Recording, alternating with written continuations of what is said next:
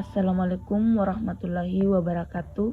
Perkenalkan, nama saya Nur Fadila, NIM 210222022 dari Reguler A kelas 1, Prodi Administrasi Publik. Di sini saya akan menjelaskan apa itu kepemimpinan organisasi. Baik, langsung saja materi pertama, pengertian kepemimpinan. Kepemimpinan adalah dua pihak. Dua artinya satu pihak harus mengetahui cara memimpin dan pihak lain harus mengetahui cara mengikuti. Definisi kepemimpinan seperti diungkapkan di atas berimplikasi pada tiga hal utama seperti dikemukakan di bawah ini. Bagian A. Kepemimpinan menyangkut orang lain, bahwa bawahan atau pengikut kesediaan mereka untuk menerima pengarahan dari pemimpin. Jika tidak ada pengikut, maka tidak akan ada pula pemimpin. Bagian B. Kepemimpinan merupakan suatu proses. Agar bisa memimpin, seorang pemimpin harus melakukan sesuatu. Kepemimpinan lebih dari sekedar menduduki suatu posisi otoritas. Bagian C. Kepemimpinan harus membujuk orang lain untuk mengambil tindakan. Materi kedua, gaya kepemimpinan. Gaya kepemimpinan adalah suatu cara pemimpin untuk mempengaruhi bawahan, karena setiap pemimpin mempunyai gaya kepemimpinan yang berbeda-beda antar satu dengan yang lainnya. 1. Pemimpin memberikan petunjuk-petunjuk kepada bawahan. 2. Pemimpin selalu mengadakan pengawasan secara ketat terhadap bawahan. 3. Pemimpin menyediakan kepada bawahan bahwa tugas-tugas harus dapat dilaksanakan sesuai dengan keinginan pemimpin. 4. Pemimpin lebih menekankan kepada pelaksanaan tugas daripada pembina dan pengembangan bawahan. Dalam organisasi, pemimpin dibagi dalam 3 tingkatan yang tergabung dalam kelompok anggota-anggota manajemen atau manajemen members. Ketiga tingkatan tersebut adalah 1. Manajer puncak atau top manager.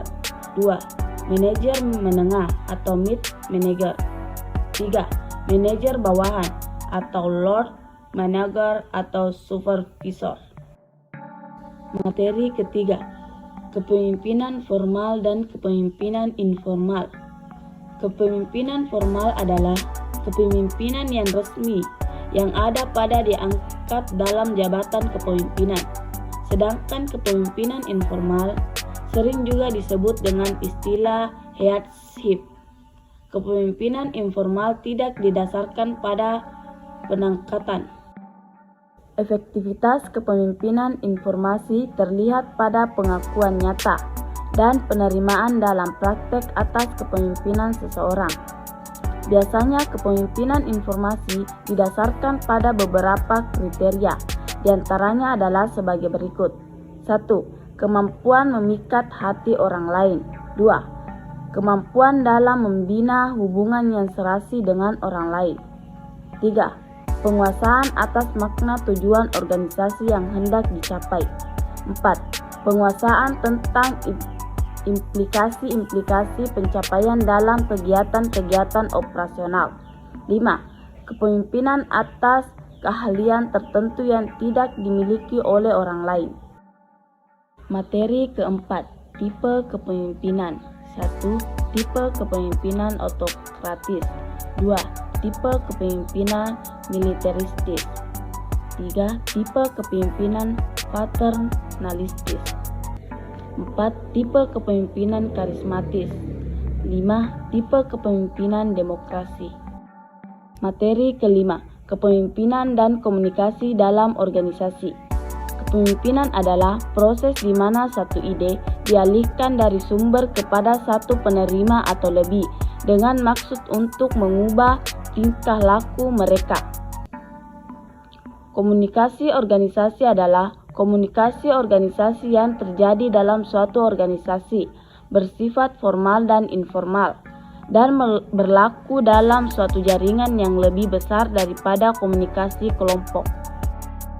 Materi keenam, faktor arus komunikasi, yaitu keterbukaan, kepercayaan pada pesan tulis, pesan yang berlebihan, timing atau penyaringan.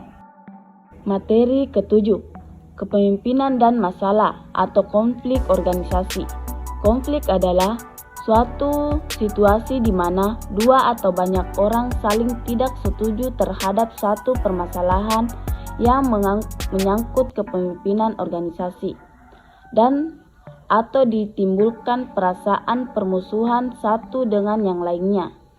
Konflik biasanya timbul dalam suatu organisasi sebagai akibat adanya berbagai masalah dalam hal, yaitu komunikasi, hubungan pribadi, atau masalah struktur organisasi. Kesimpulan, kepemimpinan sesungguhnya tidak ditentukan oleh pangkat ataupun jabatan seseorang. Kepemimpinan adalah suatu yang muncul dari dalam, merupakan buah dari keputusan seseorang untuk menjadi pemimpin, baik bagi diri sendiri, bagi keluarga, bagi lingkungan, pekerjaan, maupun bagi lingkungan sosial dan bahkan bagi negerinya. Sekian presentase dari saya. Assalamualaikum warahmatullahi wabarakatuh.